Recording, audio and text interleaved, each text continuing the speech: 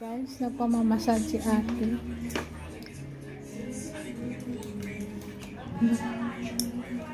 Ano kaya nga mamaya ang pakiramdam mo niyan? Ang tumasakot. Masakit? Masakit? Parang nahugok. Nihigop nga talaga. Tingnan mo. Ulo, grabe yung dito malapit sa may... sa may ano mo, te. Ang laki. Grabe sigurong lamig dyan. Oo, kasi masakit. Dito sa may... Ang hilot niya, nararamdaman ko Yun guys, nagpabintusa si ate Angela. Yung dito malapit sa may ano mo. Tawag dito. Leeg. May batok. Ang lalaki. Dito talaga yung malamig, te. Marami mo. Tingnan mo, laki. Ang laki niya. Yun guys, punta na kayo dito. Anong floor ba to? Third floor. Third floor.